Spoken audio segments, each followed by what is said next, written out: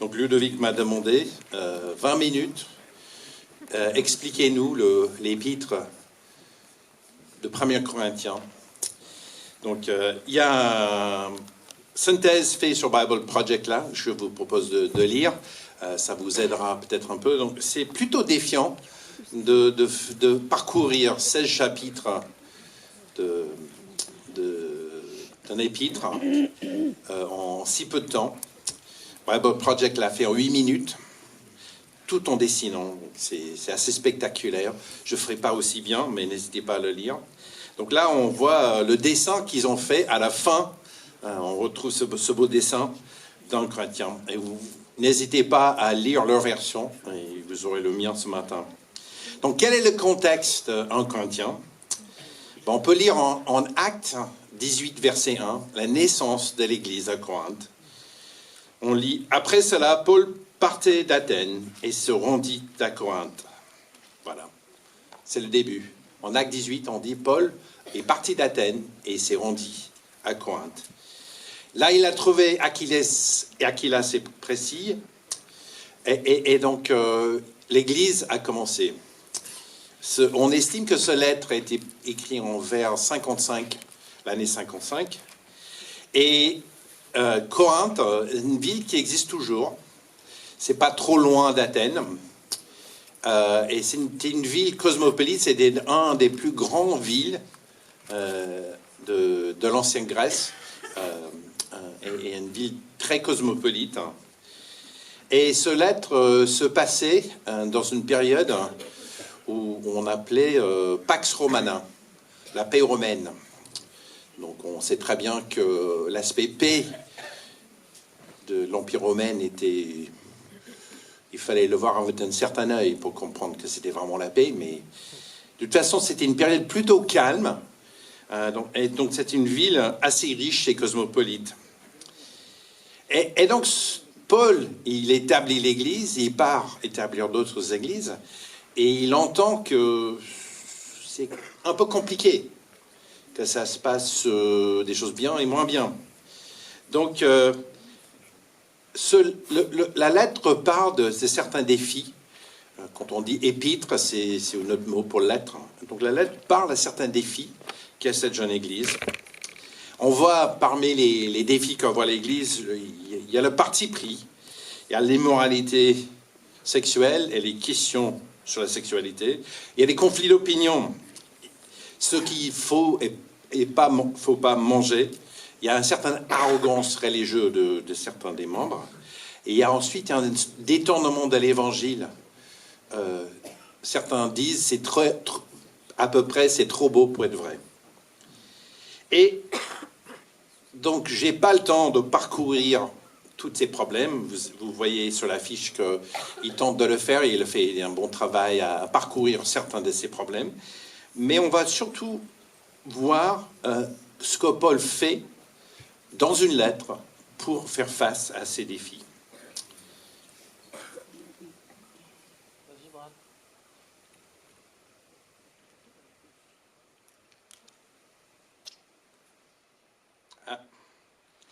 Donc, pour commencer la lettre, on va parcourir quelques versets dans cette lettre. Et pour commencer, il fait une demande d'unité des chrétiens.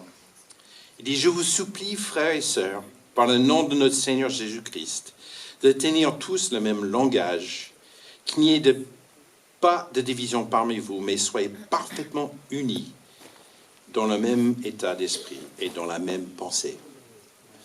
Donc il fait un appel pour commencer d'être unis. Et il fait un appel au nom de Seigneur Jésus-Christ. Et nous allons voir que ce que Paul fait à travers cette lettre, c'est que chaque problème auquel on va faire face, Paul va dire, c'est l'évangile de Jésus-Christ qui est la réponse.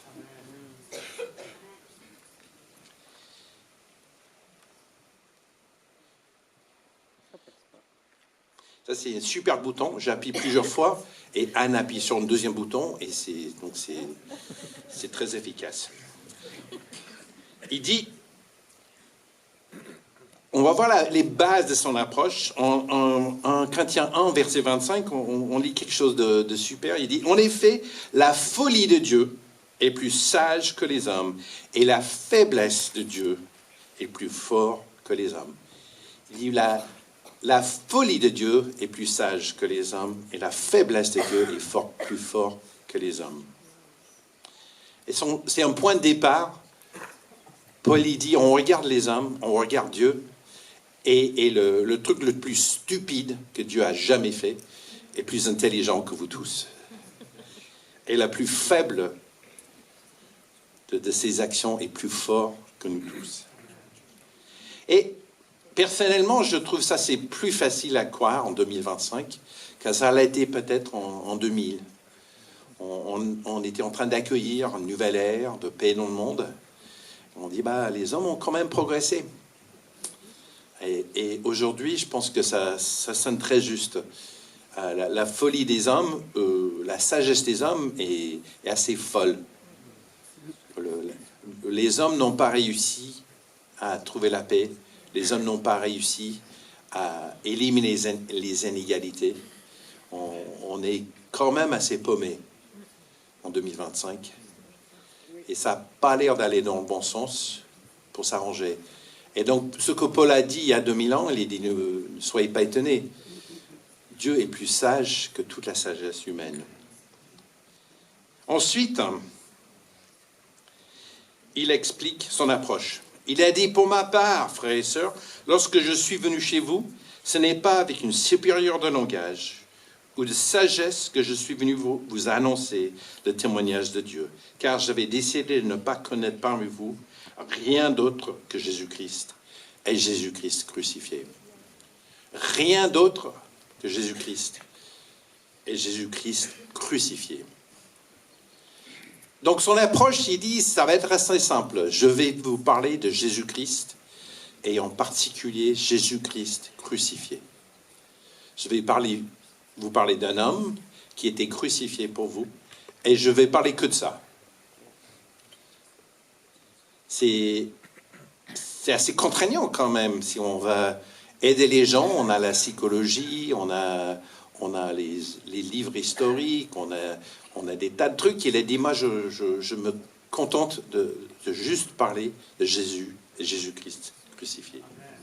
Ça, c'est peut-être un défi intéressant pour nous de dire, OK, dans la communion fraternelle, qu'on discute après le culte, on ne parle que de Jésus-Christ et Jésus-Christ crucifié. Ludo a dit de couper les téléphones. Peut-être on peut restreindre nos mots à parler que de Jésus. C'est défiant, hein? Alors, comment il va faire? On va partir en premier sur le défi de notre sexualité. C'était, parmi d'autres choses, on avait les partis pris où on dit « je suis d'Apollos, je suis de Paul, je suis de Jésus » et dans des passages qu'on a déjà lus, il dit « soyez unis ». Et ce n'est pas une concurrence entre les prédicateurs, mais soyez unis. Et maintenant, il y a un deuxième défi. Il y a les défis de la sexualité. Il n'y a rien de nouveau sous le soleil. À Corinthe, il y avait des prostituées dans les temples. Ça faisait partie de certains rituels de s'approcher de ces dieux, de prendre une prostituée. Et il y avait aussi les membres de l'Église. Il y avait un homme qui couchait avec sa belle-mère. Donc ça, c'est pas très flatteur pour la moralité dans l'Église. Donc Paul, il va expliquer à travers Jésus comment faire face à notre sexualité. Et je vous propose de lire un passage en Corinthiens 6, versets 15 à 20, pour ce qu'il dit par rapport à notre sexualité. Il dit, « Ne vous savez-vous pas que vos corps sont les membres de Christ? Prendrais-je les membres de Christ pour en faire les membres d'une prostituée? Certainement pas.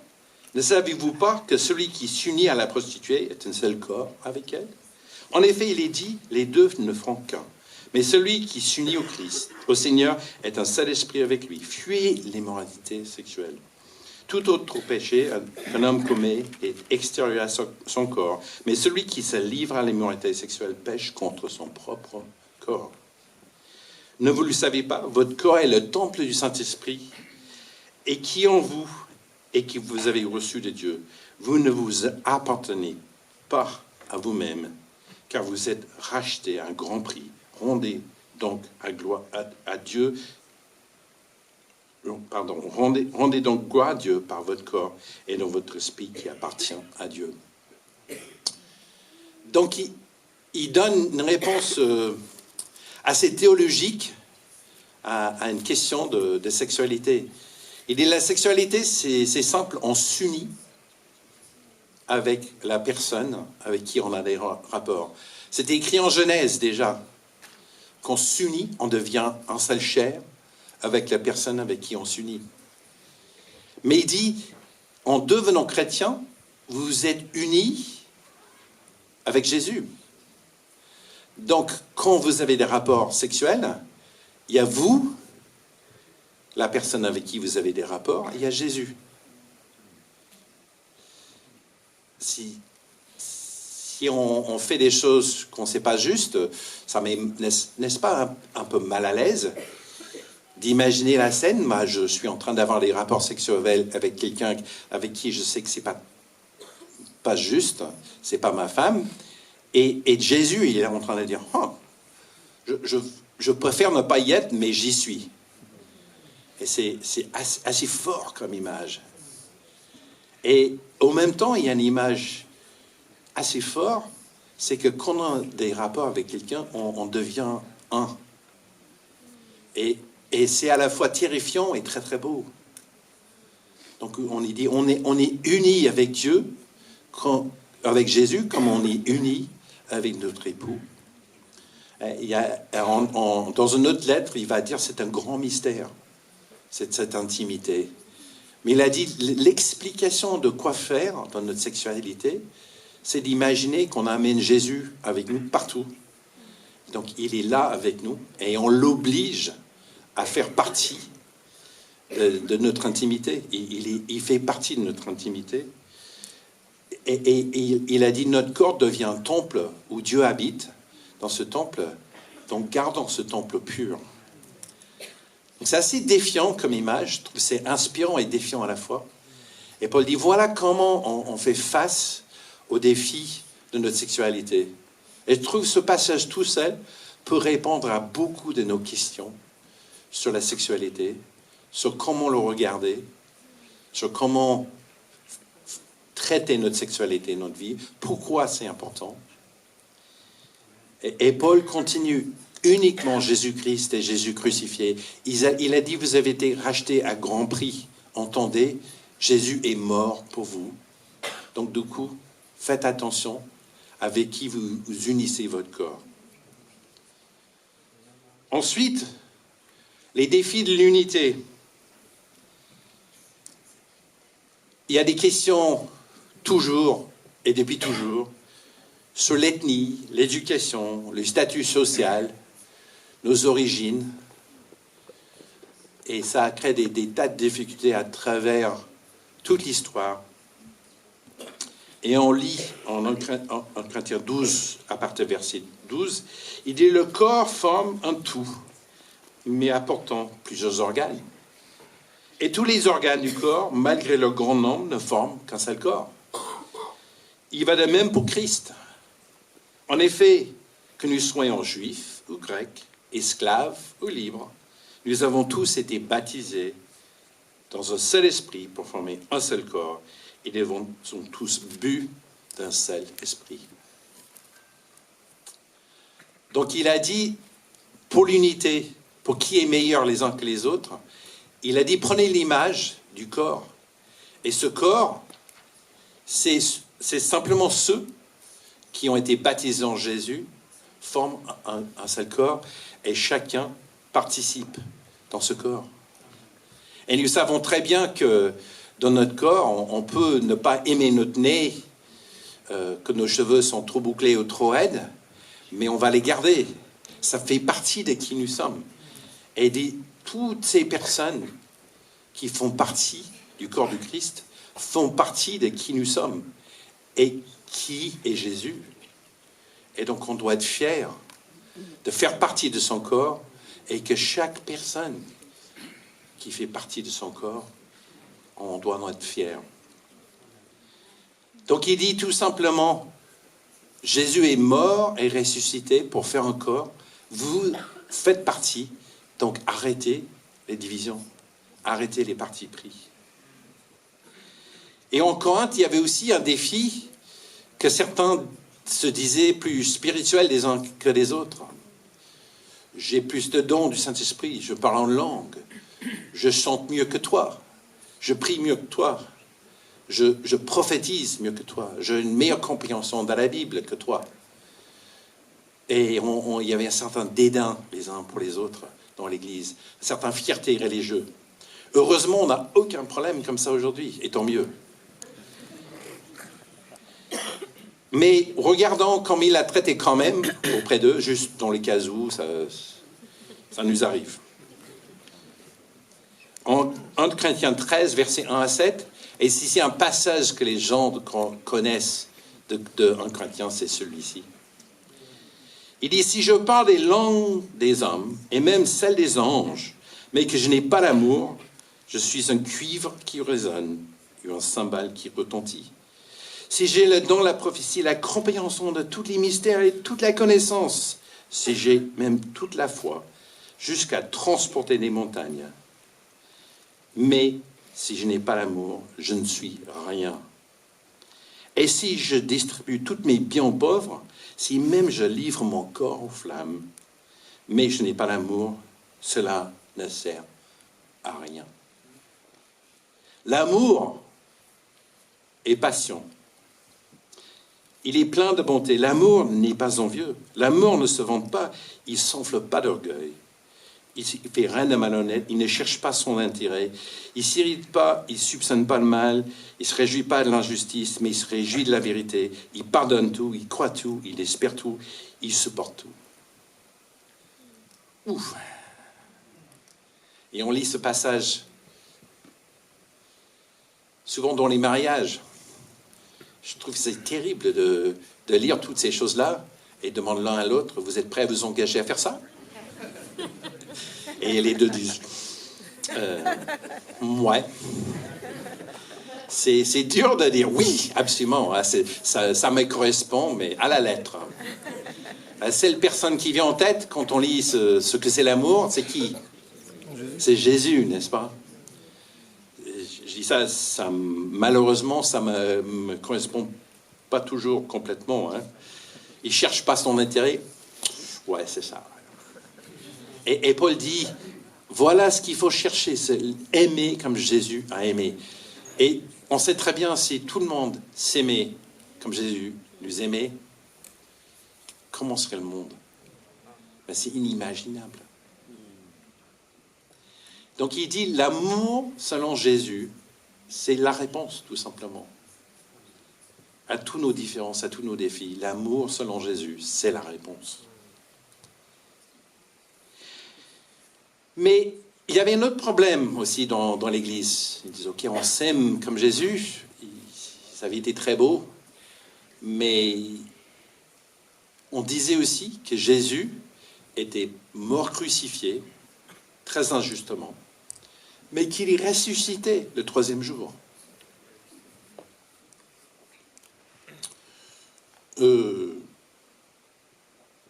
C'est pas courant, n'est-ce pas?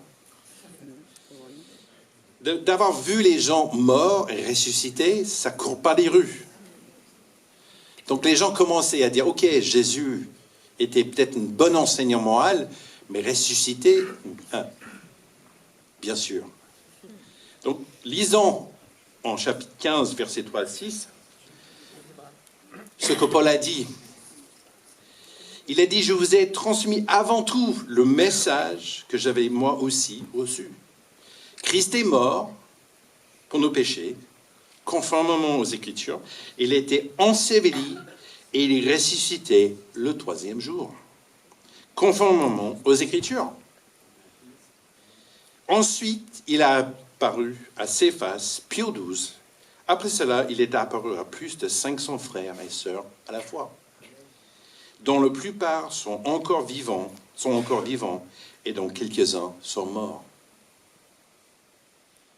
Donc il a dit le plus important, c'est cette histoire. Jésus est mort pour nos péchés, pour nous sauver, et il est ressuscité. Il a dit, il y a des témoins. Et lorsqu'il a écrit cette lettre, il a dit, il y a des témoins toujours vivants. Et il y avait 500 personnes, quelques-uns sont morts, mais dans les 500, il y a un bon nombre qui sont toujours vivants, qui ont dit, oui, je l'ai vu, vivant. Et oui, il a été crucifié. Et jusqu'à nos jours, c'est la preuve le plus extraordinaire de la réalité de cet homme. Et on imagine bien, Jésus, on dit qu'il est un bon enseignant moral. Fils de Dieu, je vous pardonne de vos péchés. Il a été crucifié et c'est fini. Et ça serait une triste fin de l'histoire, n'est-ce pas? Ça serait difficile à s'engager derrière une personne comme ça. Parce qu'il a dit, je reviendrai, mais il n'est jamais revenu. Et Paul, il a dit, oui, il faut croire à la résurrection. C'est le centre du christianisme. Oui, Jésus était crucifié. C'est ce Jésus crucifié qui répond à tous nos défis d'être humain, mais c'est aussi le Jésus qui est ressuscité.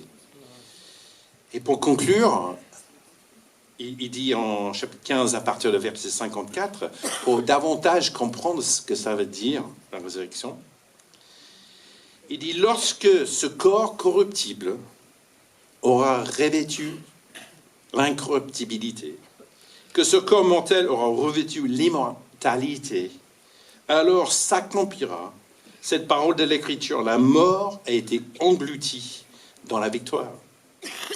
Mort, où est ton aiguillon? Enfer, où est ta victoire? L'aiguillon de la mort, c'est le péché. Ce qui donne sa puissance au péché, c'est la loi. Mais que Dieu soit remercié, lui qui donne la victoire par notre Seigneur Jésus-Christ. Ainsi, mes frères bien-aimés, soyez fermes, inébranlables. Travaillez de mieux en mieux à l'œuvre du Seigneur, sachant que votre travail n'est pas sans résultat dans le Seigneur. C'est incroyable ce qu'il dit. Il dit, Jésus a vaincu la mort. Il nous rend incorruptibles, éternels. La mort n'a plus de prise sur nous. Le péché n'a plus de prise sur nous grâce à sa mort. Et la mort n'a plus de prise sur nous grâce à sa résurrection. Donc il a dit, allez-y, continuez. Il a dit, et il dit, soyez inébranlables. Pourquoi? Parce que même si vous mourrez, vous vivrez. Il dit, vous allez devenir immortels comme Jésus l'est devenu. C'est pas très crédible, n'est-ce pas? Si quelqu'un vous dit, je suis immortel, vous allez dire, oui, c'est ça. Mais Jésus dit, je suis immortel. Et vous allez pouvoir l'être aussi. Et c'est Jésus ne serait pas ressuscité. Paul, il dit dans cette lettre, vous êtes les plus minables de tous les hommes de croire à ces bobards. Mais on lit et on voit que Jésus est ressuscité. Et vous savez que c'est un engagement unique du christianisme dans le monde. Il n'y a pas de tombeau où les gens vont pour vénérer Jésus. Tous les grands prophètes ont des tombeaux. Et les gens y vont pour vénérer leurs œuvres. Mais Jésus, il n'a pas de tombeau. Donc, si vous espérez l'éternité, il y a un seul être vivant dans l'histoire de l'humanité qui est passé de la vie à travers la mort à l'immortalité. Il y a un seul.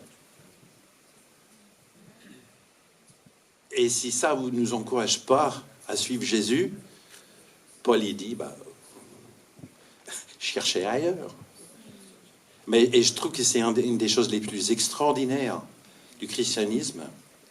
Jésus a dit, tuez-moi et je ressusciterai 3 jours plus tard. Chose faite, Et maintenant, il a dit, bah, suivez-moi. Vivez comme moi et revêtez-vous de l'immortalité. Donc, soyez inébranlable ici.